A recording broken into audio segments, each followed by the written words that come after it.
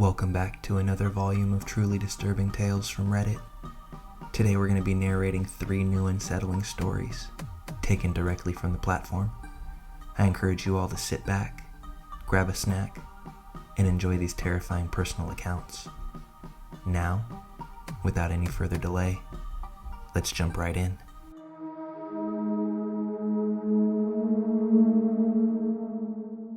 A friend of mine recommended that I should share this story. What I'm about to describe will sound like a cheap cliche movie script, but this did indeed happen. Even at home, barely anybody believes me without confirmation from other parties involved. So buckle up, it's a long haul. Autumn 2019. I'm in British Columbia, Canada. I'm originally from Germany, but spent half a year in Canada as part of my bachelor's degree. I barely got back before COVID hit. I was 22 years old at the time, and the other people involved were about the same age. Another foreign student and I befriended this local Canadian student. We all had the same interests and humor, and the dude became a very good friend of ours. He told us all about the local area, and we spent a week in the summer with him and his father at their very remote, remember this fact, cabin near some woods. They taught us how to handle guns there, and even let us shoot a lot.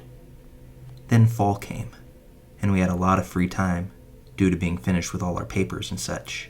So our buddy proposes that we go and spend a few days at his dad's cabin, this time without his father there.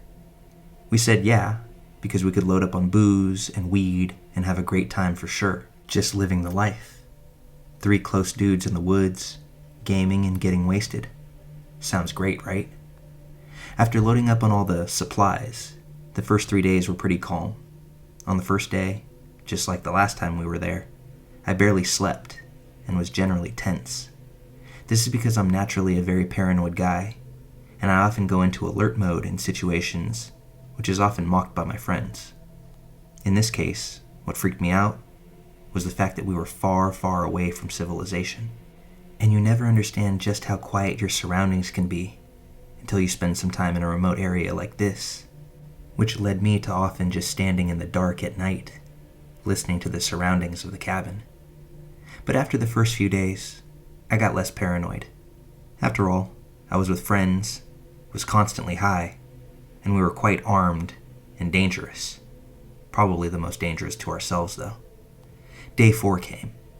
We spent the day attempting to hunt in the woods, but mostly just chilling under trees with a beer and rifle in hand. But in the evening, it began to rain heavily. After an hour, we were starting to see lightning in the distance, with quite a bit of time passing between lightning and thunder, which meant the thunderstorm itself was still some time away. So we called it quits on our incompetent hunting attempts and started trekking back towards the cabin. It took us about an hour to reach it, due to the fact that it was very dark out already, and the rain had created unsafe footing. For context, you should know that once you've spent a few days in the wilderness and haven't seen a soul other than your friends, you can become quite careless about your surroundings. I think you can imagine why I'm telling you that last part. So we enter the cabin. At that time, the thunderstorm was raging full on. We put away our gear and changed clothes, except for our guns. Yeah, I know drugs and guns are a horrible combination, and I wouldn't mix that shit nowadays.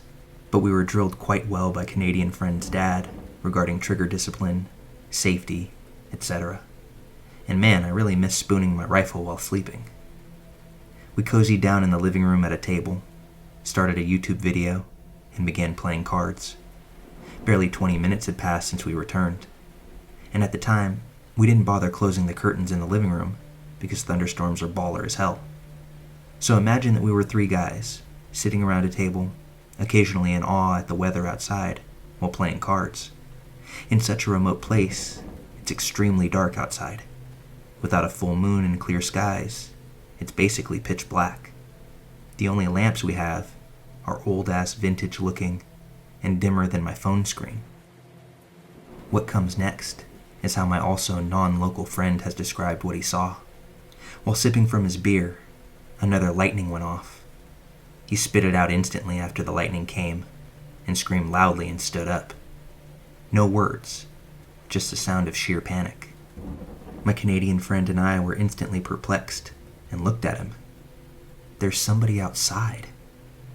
He started rambling about how in that split second the lightning illuminated the outside of the cabin.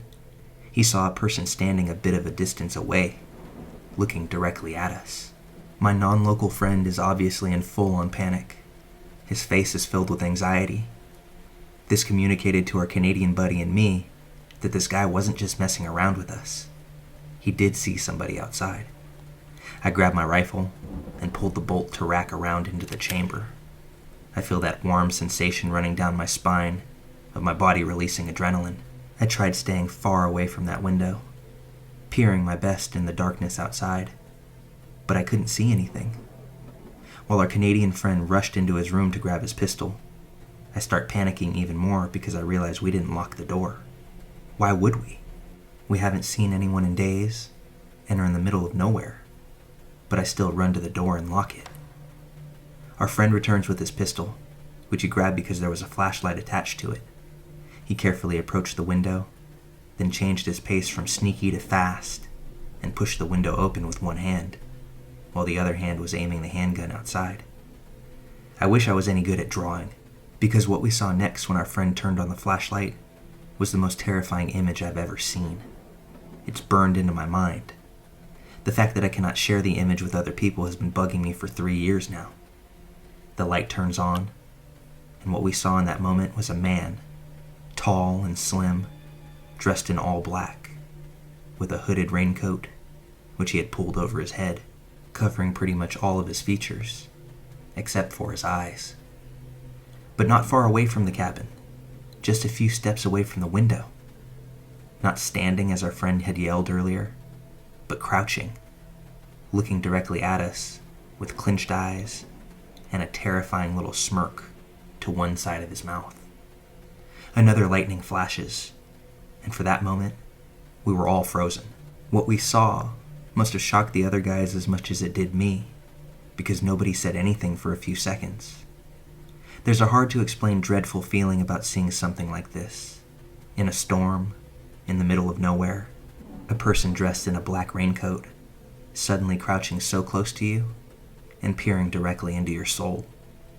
Our Canadian buddy was aiming his pistol and flashlight at the also frozen, crouched, smirking man, and yelled out with a slight stutter and a higher-pitched voice than I've ever heard from him, Get the f*** away from us, or we'll shoot." I guess at that moment, after his eyes had adjusted, the raincoat man realized that this was not just a flashlight, but a gun. Raincoat man's slight smirk changed to something where I'm unsure if it was shock or rage. All this had happened in less than a minute. While my friend kept on yelling, the raincoat figure turned by about 90 degrees towards the nearest tree line and went from crouched to full-on sprint. He ran away to the right side of our window. 2 of us poked our heads out of the window to see where exactly he was heading, but with the heavy rainfall and darkness, we could barely make out anything in the distance of that tree line. After a few minutes of just looking at each other in disbelief, we decided to pop off a few rounds outside the window to prove that we were for real in our threat and to cope with the situation in whole. When the shock wore off, we decided to call the police. They asked a lot of questions on the phone to describe the location of the cabin and a description of the man who just almost crept up on us, totally unsuspecting, and only revealed due to lightning and luck. Due to us being in such a remote area, the cops told us that it would take at least 1 to 2 hours for somebody to come out. They asked, because of the weather and time, if it'd be all right if they send somebody out in the morning to talk to us and get all the details. Given how the man saw that we were armed, he probably wouldn't come back again. We agreed to the police coming out later, and we discussed just jumping in the truck and leaving right then, but that would have meant refueling the truck.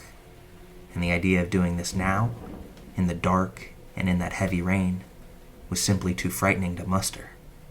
I kept thinking about this guy lurking in the darkness and attempting to pick us off one by one. We spent the night sleeping in shifts. One person was awake and standing guard. The others at least attempted to sleep. When my turn came, the rain had died down. I turned off all the lights, opened a window, and just sat there in the darkness, trying to listen for any sound that I could hear, and looking out the windows to scan the area. Let me tell you, when you're sitting in the dark for hours in full alert mode, just trying to sit still, listen and look around, you have a lot of time to think and reevaluate what had just happened. Close to the middle of the next day, 2 cops arrived. We had to give them a detailed report of what happened, when it happened, and to show them in which direction the raincoat shade ran off to. They said they would organize for a patrol to comb through the woods, but that might take a while because they needed experienced outdoorsmen. Sadly, we didn't see many details of the man's face. We couldn't tell if he was young or old, only that he was tall and clean-shaven. The chances of finding exactly who that was and find out what the hell he was attempting to do were very slim, though one of the officers expressed that this whole happening was deeply worrying. We left the cabin a few hours later, after the police had left, and Canadian guy's dad insisted we stay at his place at least for a day, not just for the safety, but also because he wanted to hear every last detail from that night. We heard later that the dad and his brother went back to the cabin and just sat there in the dark, waiting for Raincoat Man to return. But I never heard any of the results, so I guess he must have gone hunting in another area. I also never heard from the cops again. Next January, I left Canada and returned home. My Canadian friend was called in for an interview a few months later, and it seemed like the police were still seriously investigating this, looking for the guy who crept up on a cabin during a thunderstorm. The image of that crouched raincoat figure, completely wet and surrounded by darkness, so close to our cabin, is literally burned into my brain. I will most likely never forget this. I still sometimes turn off all the lights and just look out the windows in silence, trying to listen for sounds, even though I'm now on the other side of the world. We have speculated a lot about what that guy was. The winning theory is that this guy most certainly had sinister intentions. This didn't look like just an attempt at burglary. Remember, we had dim lights on. You could see that there was somebody inside the cabin. When my friend had yelled out that he saw somebody, the guy went from walking and standing to crouching as he got closer to the window. I suspect the Raincoat Man wanted to check what kind of victim was on his menu, and I don't want to imagine what he had in store if he had found some less prepared individuals in that cabin. We didn't see any headlights pass by during the night. The guy also had no backpack or anything, just the raincoat and black weather-appropriate clothing. I bet my soul that this guy was on a mission. He knew exactly what he was doing, and what he was well prepared for. While telling all this, I also started thinking about the logistics of it all. The guy must have had a camp, or at least a car hidden somewhere in those woods. You can't sustain yourself out there otherwise. I also got the feeling that he either came upon the cabin during the storm itself, or that he had spotted us in the woods during our hunting. We moved slowly, while also not being shy with waving our lights around. And in total pitch darkness, a proper flashlight would have been easy to spot out there, so he might have tracked us through the woods until we reached the cabin.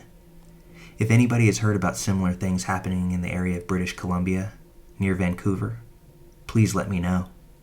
The mystery has a grip on me for the rest of my life. Sometimes, I even still dream of this raincoat figure creeping closer towards me with each flash of lightning.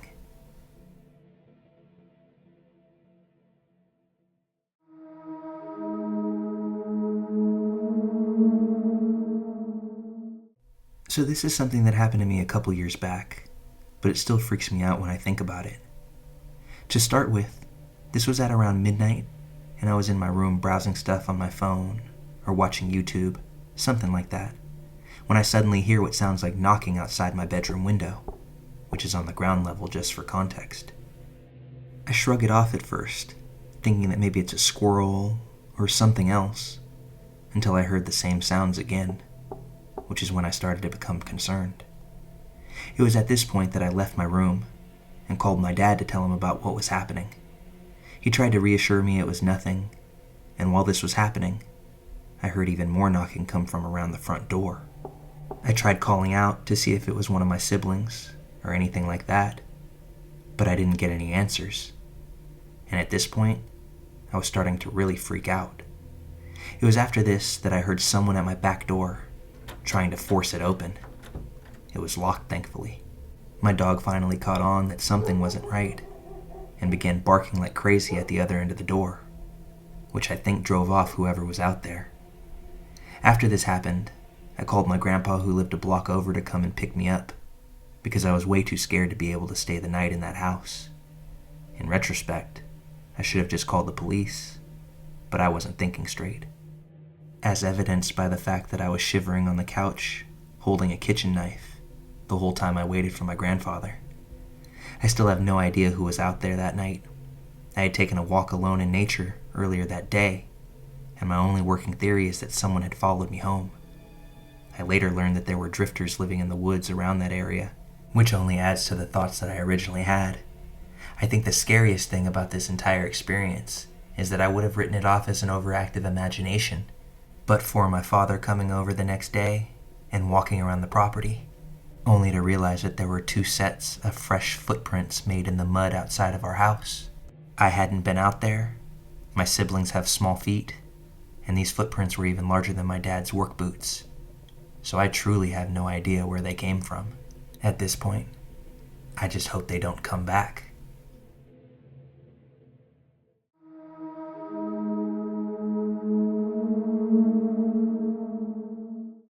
Back when I was much younger, I used to have a friend named Billy and his older brother Jack. There was a neighbor up above on a hill down the road from their house who was normally reclusive. As a friend who just came over every weekend, I wasn't really aware of his existence at first. One night, though, I heard creaking on their balcony outside while I was sleeping in the living room. The living room had 3 large windows facing the balcony next to the street and a door to the left. I was having trouble sleeping since me and the friends had been playing horror games. I looked out the window and saw the flash of a light coming from the balcony. I understandably flipped the f*** out, and Billy's parents came running and ran out onto the balcony, where they caught a glimpse of a man sprinting away. We stayed up that night, eating snacks, just kind of vibing, all to cover up the fact that we were scared. The next weekend I was there. A man showed up at the door with a camera, recording us without us knowing for a few moments.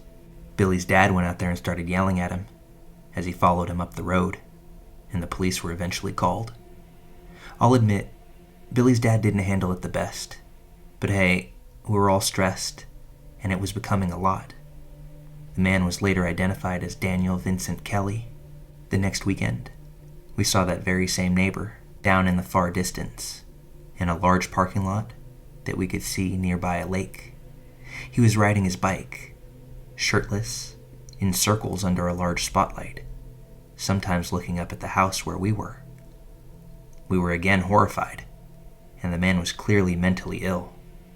He vanished from the spotlight, and for the remainder of the night, we were holed up by the windows with weapons in case he tried to record us or break in. The next weekend, we woke up in the night to a loud noise. We found his bike sitting up against the edge of the house on Billy's parents' property. We grabbed weapons and kept an eye out that night and contacted the authorities once more. They found Mr. Kelly and informed us of a YouTube channel that he had. This is the most chilling part to me by far, and the part that gives me extreme anxiety at night almost every time I see a window. The most harrowing videos have been deleted due to legal troubles surrounding being non-consensually filmed, although there are several videos that are still live to this day, including this one that I find super off-putting. He walks around their house and claims that a hole in their screen door, which I can never verify existed, has allowed Billy's parents' dog to escape and to attack his dog. He claims that within just a few minutes, my friend's mother replaced the screen on the door and is covering it up, which is obviously false. The deleted videos still make me sick to think about, as there were at least 20 videos of him secretly recording us, some from long before my first encounter with him. One that I remember vividly was in broad daylight. He was just laying down behind a hill, holding his phone up over it and recording us, calling me and my friend disgusting piglets as we played on the porch. At least 10 of the videos featured me, and almost all of them featured my friend. Some of them even had Kelly uttering threats, which was absolutely terrifying. Sadly, I wasn't allowed over the following weeks, and I don't know how it really ended. I've never seen Kelly again, and don't know if he ever got arrested or simply moved away. Truth be told, I'm fine with never finding out. It's worth more to me to never see that creepy man ever again.